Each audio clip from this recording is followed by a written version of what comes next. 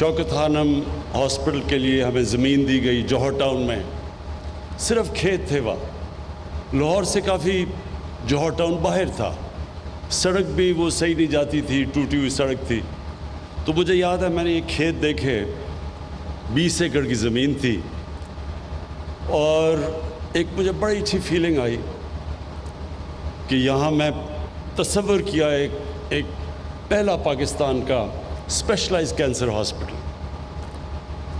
اور وہ پھر جب سفر شروع ہوا تو ہر قسم کی مشکلات آئیں. کئی دفعہ ایسے دن ہوتے تھے جب کہ لگتا تھا کہ اب نہیں پروجیکٹ جا سکتا. اور اسی طرح اس سے 20 سال بعد میں نے سوچا تھا میاں والی میں ایک ٹیکنیکل کالج بنا دوں. کیوں ٹیکنیکل کالج؟ کیونکہ میاں والی میں نوجوان بے روزگار تھے, منشیات کی طرف جا رہے تھے. تو میں نے کہا ٹیکنیکل کالج بناؤں گا, ان ہنر سیکھیں گے. تو کوئی زمینیں دکھاتے تھے مجھے, کوئی زمین, کوئی. پھر میں نے مجھے جدھر آج نمل یونیورسٹی بنی ہے اس زمین پہ مجھے لے گیا. سامنے ایک لیک تھی, پیچھے پہاڑیاں, اور بیچ میں یہ زمین تھی.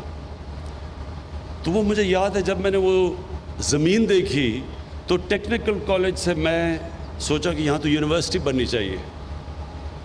اور پھر جب میں نے فیصلہ کیا یونیورسٹی کا, سب نے کہا نہیں بن سکتی, کیونکہ کوئی بھی پرائیویٹ یونیورسٹی دیہات کے اندر نہیں بنی, صرف گورنمنٹ یونیورسٹیز دیہات میں بنتی ہے. اور لیکن وہ جو جگہ اتنی خوبصورت تھی اور ماشاءاللہ ہے, تو میں نے سوچا ٹیکنیکل کالج کے لیے تو وہ جگہ نہیں ہے, وہ یونیورسٹی کے لیے جگہ ہے. اس میں بھی بڑے پرابلمز آئے. سب نے کہا جی کہ آپ کو فیکلٹی, آپ کو پی ایچ ڈیز, آپ کو پروفیسرز ملیں گے نہیں جو اس ویرانے کے اندر جائیں گے. اور آج جو میں نے یہ اس کے اوپر کھڑے ہو کے وہاں دیکھا ہے, میں ایک ایسا آج آپ کے سامنے کہتا ہوں کہ میرے اندر ایک ایسی فیلنگ ہے کہ یہ جو ہم نیا پاکستان کا تصور کرتے ہیں وہ یہ نیا پاکستان مجھے یہاں نظر آ رہا ہے. کیا نیا پاکستان کیا ہے؟ پہلے تو میں آپ کو کہوں, یہ ہم نیا پاکستان کی بات کرتے ہیں, وہ جب بھی کوئی مشکل وقت ہوتا ہے وہ کیمرہ مین جا کے ایک مائک پکڑ کے لوگوں کے پاس چلا جی کیا جی نیا کدھر ہے نیا پاکستان؟ تو لوگ برا بھلا کہتے ہیں کہ جی مہنگائی ہو گئی, اور واقعی مہنگائی ہوئی ہے, برے حالات ہیں. وہ کہتے ہیں جی بے روزگار ہیں, کدھر ہے نیا پاکستان؟ یہ اسی طرح کراچی کے اندر مثلا فلڈ آئے ہوئے ہیں, تو آپ وہ بیچارے لوگوں کی اتنا پانی آیا ہوا, آپ جائیں جی بتائیں جی آپ کے کیا حالات ہیں, تو وہ کوئی تعریفیں کرے گا؟ تو جب ملک کے مشکل حالات ہیں تو لوگوں کے لیے مشکلات ہیں. ایک ملک کو آپ مقروض کر کے چلے جائیں, اس کو قرضے دینے ہوں, اس کے پاس مشکل سے پیسہ ہو اپنا ملک چلانے کے لیے, قرضے لے ملک چلانے کے لیے, تو جب وہ بیلٹ ٹائٹنگ کرتا ہے, خرچے کم کرتا ہے, تو اس میں تو لوگوں کو مشکل وقت گزرنا پڑے گا. یہ تو دنیا کی تاریخ ہے. تو اس کا یہ نہیں مطلب کہ اپنی خواب چھوٹی رکھو. دیکھیں دنیا میں جس نے بھی کوئی بڑا کام کیا ہے اس نے اپنی صلاحیتوں کی وجہ سے نہیں کیا. وہ اس لیے نہیں کہ وہ بڑا پڑھا لکھا انسان تھا, وہ اس لیے نہیں کہ وہ بڑے امیر گھر میں پیدا ہوا تھا, وہ اس لیے کہ اس نے بڑا خواب دیکھا تھا. جب ایڈمنڈ ہلری ماؤنٹ ایوریسٹ کے اوپر چڑھ گیا, پہلا آدمی تھا, تو جتنوں نے بھی پہلے کوشش کی تھی وہ فیل ہو گئے تھے, یا وہ مر گئے تھے اور یا وہ ناکام ہو گئے تھے. تو اس کی خواب تھی جو اس نے کہا نہیں میں کامیاب ہوں گا. تو ساری زندگی اب تو بہت لوگ چڑھ چکے ہیں اس پہاڑ کے اوپر, لیکن ایڈمنڈ ہلری کو سارے یاد رکھیں گے کہ وہ پہلا آدمی تھا جس نے اتنا بڑا کام کیا. تو یہ جو خواب ہوتی ہے وہ ایک انسان کو لے کے جاتی ہے. ایک انگریزی کی سینگ ہے کہ جج not what a person is, not person by what he is, جج him by what he aspires to be. اس کی خواب کیا ہے؟ اگر میری خواب صرف یہ ہے کہ میں کلب کرکٹر ہی بننا ہے تو میں انٹرنیشنل کرکٹر تو نہیں بنوں گا. تو جو بھی اوپر جاتا ہے یہ یاد رکھیں زندگی میں بڑے کام کرتا ہے اس کی سوچ بڑی ہوتی ہے. کسی نے سوچا ہی تھا نا کہ انسان کو چاند پہ جانا ہوگا؟ سب لوگ دنیا ہنستے تھے. میری زندگی میں نے بڑوں کو سوچا کہ کیا مذاق کرے چاند پہ جانا ہے. کوئی کہتا تھا دنیا ہی ختم ہو جائے گی. ہم ایک جناب باپ کے ساتھ گیا جمعے کے خطبے پہ, وہ مولوی صاحب کہہ رہے ہیں کہ دنیا ہی ختم ہو جائے گی اگر وہ چاند پہ چلا گیا. تو ہوتے سارے ایسے دیوانے ہی بڑے کام کرتے ہیں. جو ہیومن مائنڈ ہے, جو اللہ نے ہمیں صلاحیت دی ہے, اشرف المخلوقات, فرشتوں کو بھی کہا تھا انسان کے سامنے جھکو. اللہ نے کہا تمہیں نہیں اندازہ کہ میں نے اس کو وہ پاور دی ہے, نالج دی ہے جو تمہیں بھی نہیں دی. لیکن وہ ہم پہچانتے نہیں کیونکہ ہماری ایمز ہی بڑے چھوٹے ہوتے ہیں, ہماری سوچ ہی بڑی چھوٹی سی ہوتی ہے. سوچ ہوتی جی پاور میں آئے, اپنی شوگر ملز لگا لی, فیکٹریاں لگائیں, پیسہ بنائے, لنڈن میں بڑے بڑے گھر لے لیے. ہماری سوچ اتنی رہ جاتی ہے اور وہ پھر ہم اتنے ہی انسان رہ جاتے ہیں. بڑے سوچ والے مہاتر محمد, نیا شہر اس نے بنایا ہے آج ملیشیا میں, دیکھنے والا شہر ہے, جو ان کا کیپٹل ہے یہ مہاتر محمد نے بنایا. تو جب وہ شروع کر رہا تھا لوگوں نے کہا جی فیل ہو جائے گا, اتنا خرچہ کدھر سے آئے گا. آج اب اس کو جا کے دیکھیں. اور اسی طرح دنیا میں جب بھی کوئی بڑا کام ہوا ہے پہلے وہ بڑی خواب ہوتی ہے. تو یہ جب مجھے پتہ چلا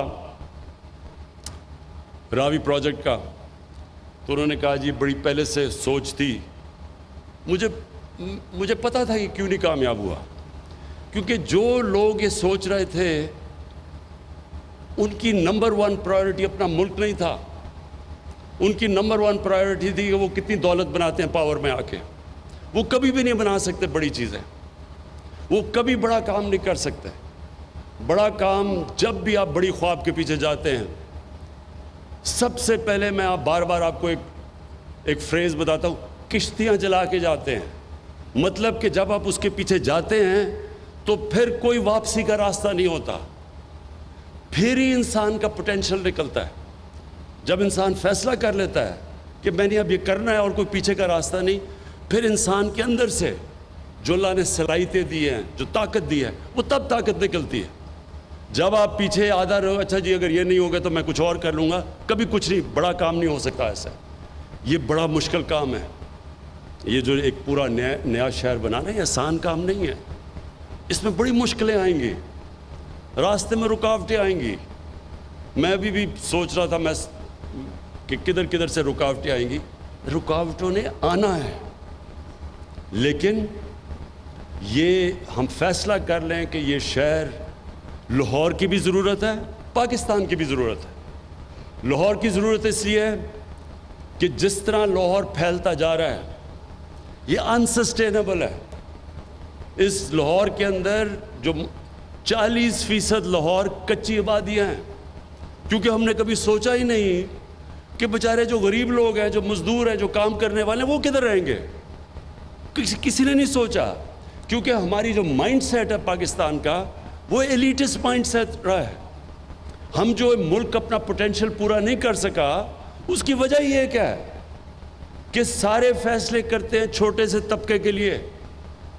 جب یہ ہوا کرونا کا,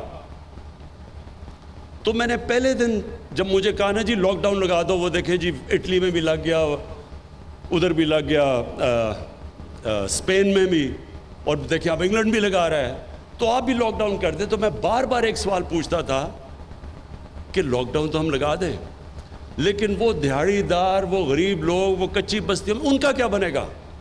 کسی نے مجھے اس کا جواب نہیں دیا, کیونکہ ان کو فکر ہی نہیں تھی کہ ان کا کیا بنے گا.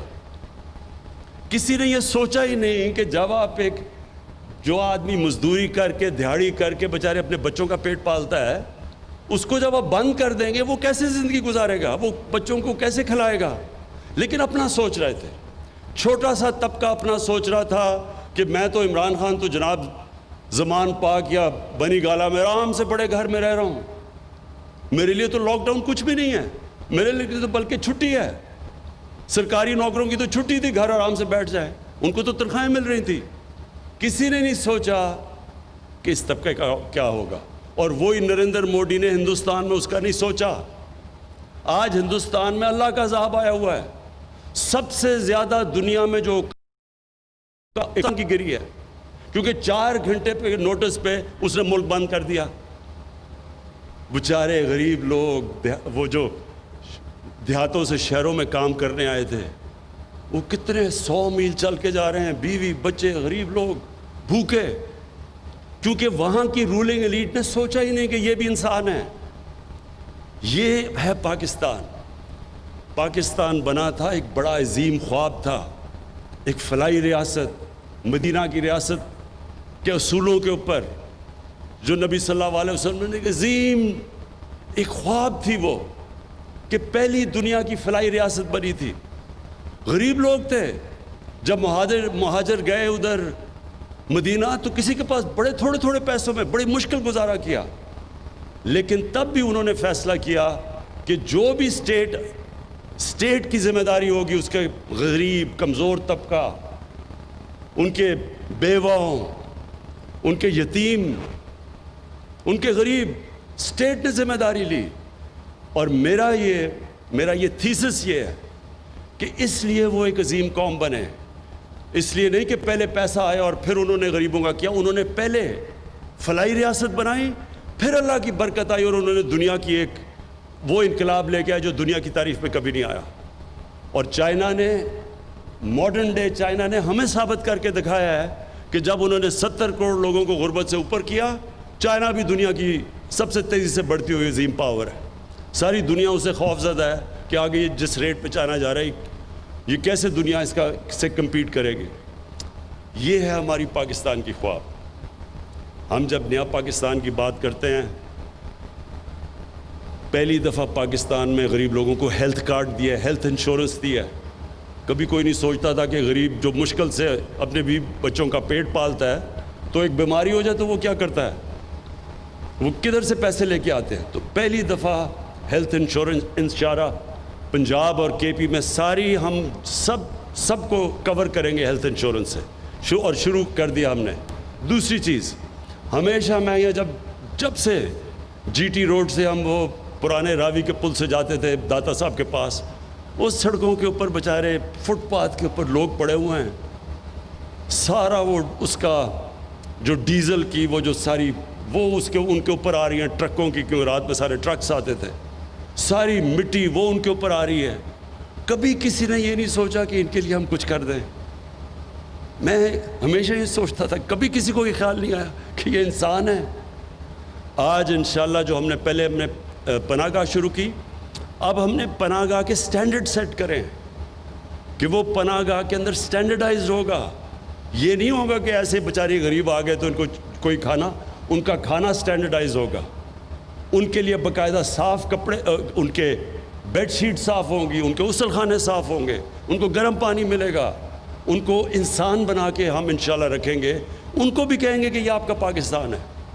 اور اسی طرح یہ جو ہم نے اب ہماری کنسٹرکشن کے اندر نئی ہاؤسنگ کی ہے، افورڈیبل ہاؤسنگ، پہلی دفعہ پاکستان میں، پہلے تو روٹی کپڑا مکان ایک سلوگن تھی، یہ پہلی دفعہ ہم اب لوگوں کے لیے جو ہماری ہاؤسنگ اب شروع ہو رہی ہے نیا پاکستان ہاؤسنگ میں، باقاعدہ ہم صرف یہی نہیں کہ ہم ہر جگہ جو بھی سوسائٹی بنے گی اب اس کے اندر غریبوں کی ہاؤسنگ رکھیں گے، باقاعدہ ان کے لیے ہم نے پیکج دیا ہے 30 ارب روپے کا، ان کو سبسڈائز کر کے گھر دیں گے. ان کے لیے ہم کم انٹرسٹ ریٹ، 5% انٹرسٹ ریٹ پہ اگر وہ بینک سے پیسہ لیتے ہیں تو ان کو کم انٹرسٹ پہ، یعنی پہلی دفعہ تنخواہ دار غریب طبقہ مزدور ان کو موقع ملے گا کہ وہ بھی اپنا گھر خرید سکے پاکستان میں. اور یہ جو انشاءاللہ راوی پروجیکٹ ہوگا، اس میں باقاعدہ افورڈیبل ہاؤسنگ ہوگی، تاکہ یہ نہ ہو کہ وہ بیچارے کچی وادیوں میں لوگ رہیں، وہ بھی یہاں آ کے ان کے لیے بھی گھر ہو. اور پھر جو ہمارا احساس پروگرام ہے، انشاءاللہ پاکستان کی تاریخ کا سب سے بڑا پاورٹی ایلیویشن، غریبوں کو اوپر سے غربت سے نکالنے کا پروگرام ہے. 200 ارب روپیہ ہم نے اس کے لیے رکھا. کبھی پاکستان میں اتنا زیادہ پیسہ ہی نہیں رکھا، جس میں کئی چیزیں ہیں. قرضے دیں گے سستے سود کے بغیر، ہنر سکھائیں گے، اسکالرشپس دیں گے، اور اس کے اندر یہ بھی ہے اور دے رہے ہیں، اور اس کے اندر یہ بھی ہے کہ دیہات کے اندر خواتین کے لیے، ان کے لیے بھینسیں گائے، تاکہ وہ اپنے گزارا کر سکے, اپنی زندگی بہتر کر سکے, پروٹین لیول اوپر کر سکے. پھر پہلی دفعہ سٹنٹنگ کے اوپر کام ہو رہا ہے, باقاعدہ ہم نے پروگرام لانچ کیا ہے. یہ جو بچے جو خوراک نہ ہونے کی وجہ سے قد بھی نہیں پورے ہوتے, ان کا ذہن بھی نہیں بنتا, وہ بھی پہلی دفعہ اب ہم نے لانچ کیا ہے. پہلی دفعہ پاکستان میں سٹنٹنگ کے خلاف ایک پورا پروگرام ہم لے کے آ رہے ہیں, اور اس کے اوپر بھی یہ احساس پروگرام سے کر رہے ہیں. میں آپ کے لیے آخر میں یہ جو بات کرنا چاہتا ہوں لاہور سٹی کا, یہ جس طرح عثمان نے بتایا کہ اس کے جو لاہور کا پانی کا مسئلہ یہ بہت شدید اور تیزی سے بڑھ رہا ہے, کیونکہ اس کی واٹر ٹیبل نیچے جا رہی ہے. تو یہ جو بنے گی لیک اور یہ واٹر فرنٹ بنے گا, اس کا مقصد ہی یہ ہوگا کہ لاہور کا جو واٹر ٹیبل ہے وہ ریچارج ہوگی, پانی اوپر آئے گا. پھر جو سیوریج سسٹم ہے, جو لاہور میں سارا سیوریج آتا ہے راوی میں, اور راوی سے سارا سیوریج نیچے تک جاتا ہے, اور اس سے اتنی بیماریاں ہیں. سپریم کورٹ نے سندھ گورنمنٹ سے پوچھا کہ وہاں کا جو پانی ہے وہ زیادہ تر اس میں آرسینک ہے, یعنی وہ لوگ وہ پانی پی رہے ہیں جس سے مزید بیماریاں بڑھتی جا رہی ہیں, ہیپیٹائٹس بڑھتا جا رہا ہے. تو پہلی دفعہ واٹر ٹریٹمنٹ پلانٹس لگیں گے, راوی میں جو پانی جائے گا وہ صاف کر کے بھیجیں گے. میں جب شروع میں سنگاپور گیا تو سنگاپور میں جو مین دریا جاتا ہے اس کے بیچ میں سے وہ بالکل کالا تھا, سیوریج تھی وہاں.